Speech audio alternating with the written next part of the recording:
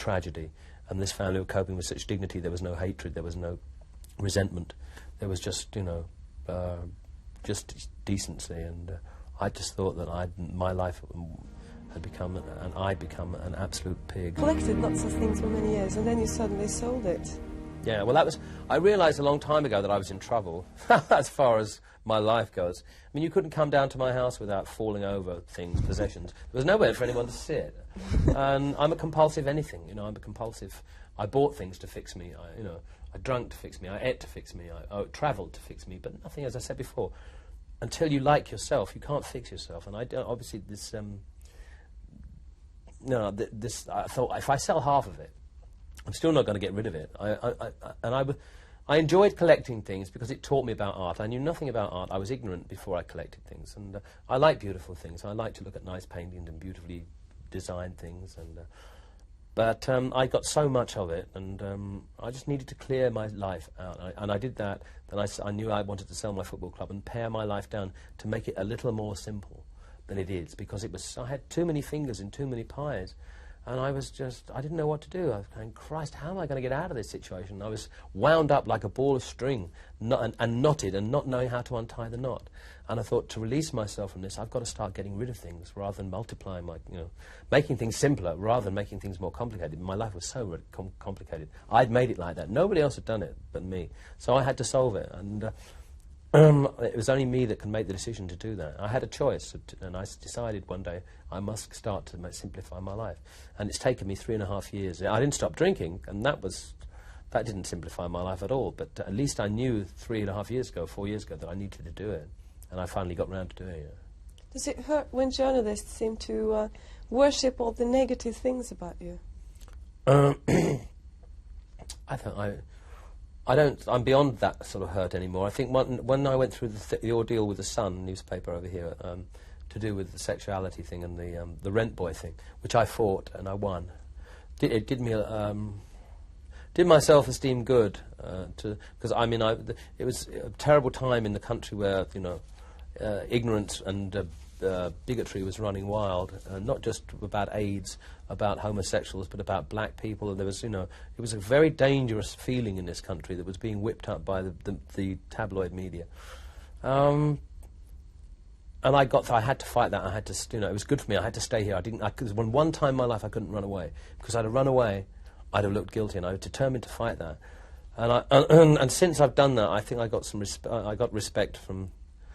I have had a good relationship with the press, and when I settled out of court with the Sun, I decided to do an interview with them and to do a photograph. And people said, "Why?"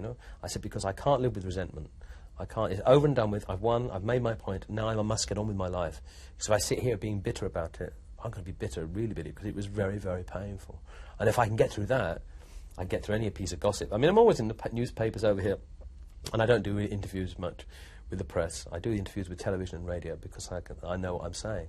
I can do interviews with the press and then read it and think, oh God, I didn't say that. Or when you say something and then it reads different in print, you may have said it, and then you think, God, it looks so different in print.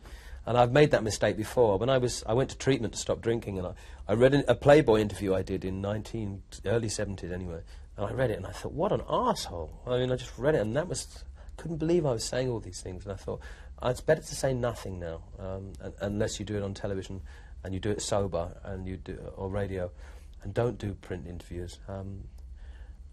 I used to have this great quote saying, everybody knows everything about me, but they know nothing. They think of the public, Elton John with glasses, the gay thing, the football club, the big shoes. And I thought, this is the way Mystique should be, because they know nothing about me.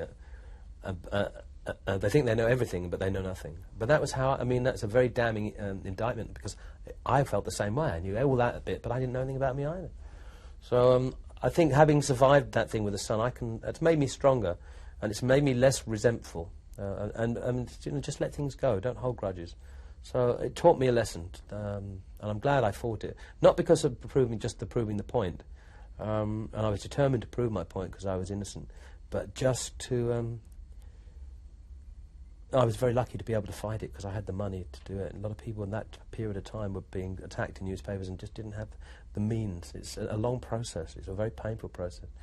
But, you know, the press have got a little better in this country since then. I'm not saying I did it, but I think that at that time there were a lot of things that went on, and a lot of libel things. I mean, they were disgraceful, the press, to other, not just me, to other people.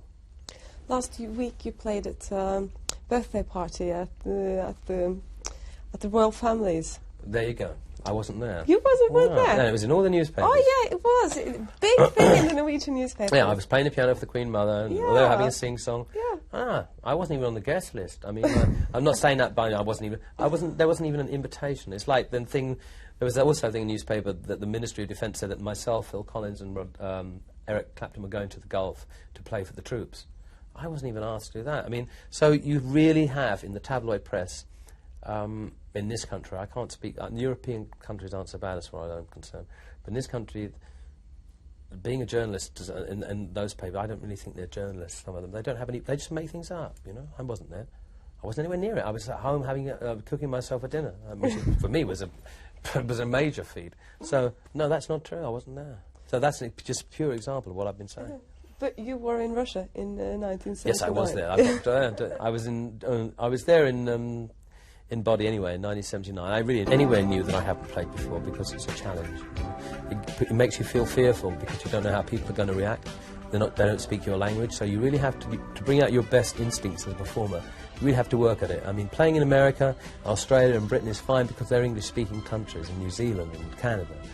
And you're safe, you know, and you still want to play well, but going to these countries where you haven't done anything before, it's a challenge. And but Russia is very, very special. I went to Russia and then I met these people, and they said they were punk rockers, and they loved Nazareth and George Michael, and they don't seem to know what's supposed to fit together. That's very special about Russia. Yeah, but that's what I loved about it. I mean, but they're very knowledgeable. And they had all like albums of mine. They had Indian copies, you know, like from imports with great cardboard sleeves. And I was going, God, this cardboard feels great.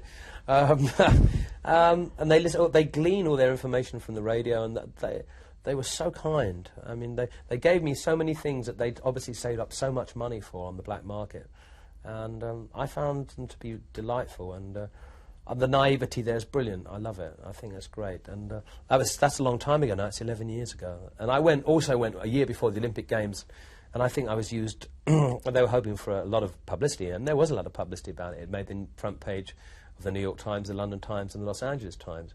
And then, of course, they went and invaded Afghanistan and blew their own thing. But I like people in general. People in most countries I've been to are just great. You know, the human spirit is a good spirit.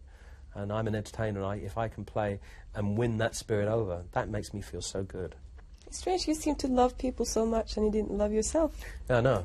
That's why when I went into to treatment, they said, you've got to work on yourself. You've got to, you can't get any self-esteem going until you think you're worthwhile. And although I was, this very famous person, this went back to my childhood. This was an issue that I hadn't addressed. It was before I started drinking, in 1970 when I first made it. I was shy, I was timid, and I felt inadequate. But by drinking a lot, it made things much worse. And so I'm back to how I felt before I started drinking. But I'm dealing with those things, and I'm feeling much better because, drinking is depressing. It's a depressant, and of course, in the end, it got to me, and I couldn't live without it. And well, what about when you grew up and then suddenly you see your schoolmates and, they didn't like me and I didn't like them when we were kids. How is it now to think that, well, I got world famous and you didn't? I don't really see any of my school friends except one really close friend in Australia, and we get on as if we were still at school together. It doesn't make any difference.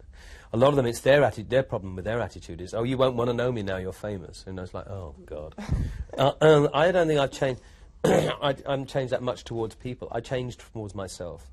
And I'm just I'm beginning to know what I'm about. I'm beginning to like myself, and I can do so many good things for people with the resources that I have financially, and I can do things with my time. My mother used to say, "It's very nice that you give me this and you give me that, but I'd love to see you for 5 minutes. I'd like to have my son back." And she didn't. I'd never, a minute was all I could stand with it because she knew that I wasn't well and I was troubled. And she didn't know how to approach the problem that I had. And, you know, I got very angry because I knew the problem I had. So it was very difficult with people who love me to get to terms and get to grips and challenge me about it. And that's all changing in the last 5 months. I felt great, and my life is wonderful now compared to what it was. And people think, well, what's he talking about? You know, he had everything he had. I had everything, but I had no self-respect. And if you don't have any self-respect, how can you possibly enjoy what you have around you? It's been a wonderful year for me, as professionally. I've sold more albums in 1990 than I've ever done in my life, with Sleeping with the Past and with the very best of. And also there's a box set in America called To Be Continued, which will come out in Europe next September. And of course, I got out of all the misery and I changed my lifestyle. And so the latter part of this year has been a tremendous learning experience. It means that you can still learn something from life all the time. And it feels wonderful to be able to have balance in my life, to know that I've got so much to be grateful for in everything I've done, and from a monetary point of view, from a career point of view, from the fact that I can still make music and touch people, is a wonderful gift, and I've never really stopped to think about it. And to have a slight peace, to begin to get peace of mind to go with it, I don't think I've ever felt better in my life. And that is something that I've worked for, and I realised that I had to work for it, because there is more. It's great to be successful and it's great to have money, but it's wonderful to be able to like yourself and have peace of mind, because that is so much important. It's pointless going through life earning all this money, being successful, if there's nothing to go with it. And now I'm achieving some sort of balance and beginning to enjoy it and be grateful and that I'm still alive and grateful for what I can do. I'm really looking forward to the rest of my life, and I couldn't really, this time last year I probably wouldn't have been able to say that. What are you going to do in the future? What are your dreams? My dream is the reality is I'm taking a year off in 1991. I'm not doing anything except moving back into my house, spending time with my friends and my family, working on my relationship with somebody, just, you know, slowing down a little bit. I'm a person who rushes and does everything quickly, and it's time to slow down a little bit. And then the beginning of 1992, I'll probably go back in the studio. And then after an album, then after that, I'll probably be ready to start touring again. It all depends on how my life works out personally. But I think it'll be good if I carry on the right way now. If I continue to do what I'm doing now, things will be good. And so I'm just planning to enjoy myself and just, you know, smell the roses and go to places that I've never been to, that I've been to before, that I never noticed because I was too out of it, or not even, you know, just one. I went to Niagara Falls recently. We went with a bunch of people and we did the whole tourist thing, and I never used to do it before because I thought, oh, I can't be bothered. And it wasn't a hassle for me at all to do things like that, and it was great, and we had great fun. Those are the sort of things I must start doing. I must get something out of life other than my success.